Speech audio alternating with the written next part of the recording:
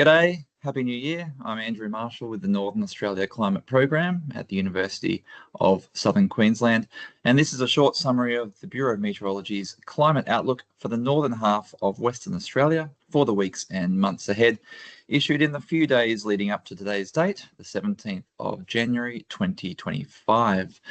And we'll take a look at the rainfall outlooks to begin with, starting with these outlook scenarios, and they are the rainfall totals that have a 75% chance of occurring for your region.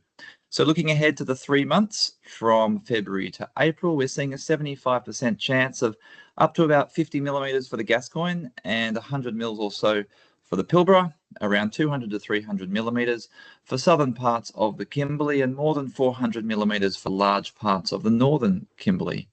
And remember, you can use this magnifying glass feature here to drill a little deeper into the forecast, specifying your location of interest to break the forecast down into the chance of different rainfall amounts occurring. And this will give you an idea of how conditions are likely to be compared to the historical median. You can ask your local climate mate to go through this with you in more detail. Now taking a quick look at the Bureau's northern rainfall totals since the 1st of September, and the large areas in green indicate where more than 50 mils of rain has fallen, and this is considered to be about the amount of rainfall required to stimulate plant growth. And as you can see, most of Northern Australia has now exceeded 50 millimetres of rain for the season.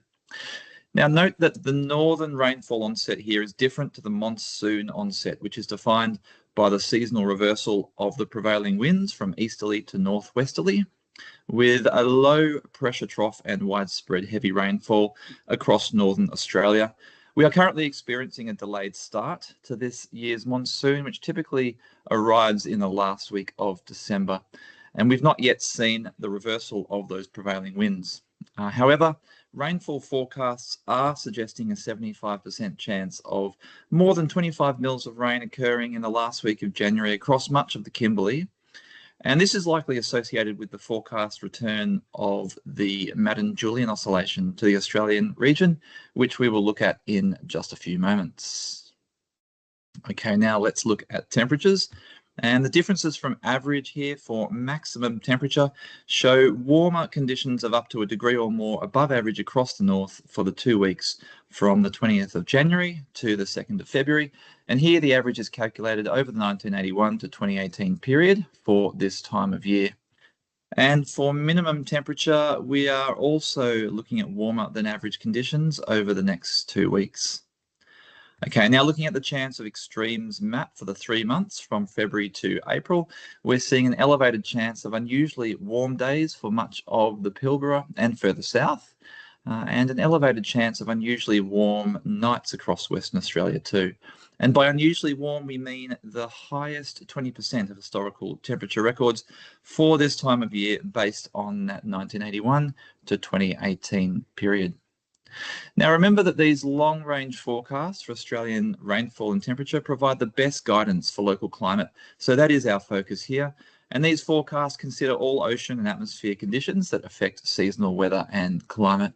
But if you are interested in some of the climate indicators that can influence the forecasts, we will have a quick look at these now. And there have been some recent changes in the Pacific region that are consistent with a developing La Nina. However, this is yet to be clearly established, and the El Nino Southern Oscillation remains neutral. And the Bureau's model here suggests that we are likely to remain in this neutral range in the coming months.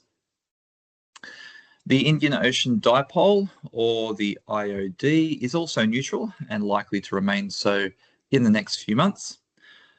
Now, all eyes are currently on the Madden-Julian Oscillation here, or the MJO, which is currently active and entering the Indian Ocean region. And a strong pulse of the MJO is forecast to continue its journey across the Indian Ocean and into the maritime continent and Australian region in the last week of January, where it will increase the likelihood of the monsoon arriving in Northern Australia. And finally, the Southern Annular Mode, or the SAM, is currently in the neutral range and is forecast to remain so for the next few weeks. Now, turning to the pasture growth outlook from Long Paddock, for the 3 months from January to March, we're expecting to see pasture growth across the north, as shown here, with many regions showing top tertile growth in response to the expected rainfall in the months ahead. And finally, let's take a look at the Cattle Comfort Index prototype forecasts from the Northern Australia Climate Program at nacp.org.au. And these forecasts go out to about 10 days ahead and are shown at 3 hourly intervals, which you can move through using the controls under the map. Now, index values between 30 and 35 degrees represent moderate stress to cattle. Values between 35 and 40 degrees represent severe stress, and values above 40 degrees are considered extreme. And we are expecting varying heat conditions over the Northern Australian region, varying heat stress with some severe and extreme conditions to be aware of in the days ahead.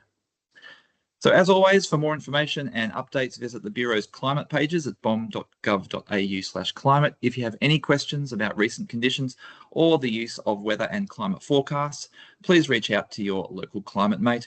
You can read more about the Northern Australia Climate Program at nacp.org.au. See you next month.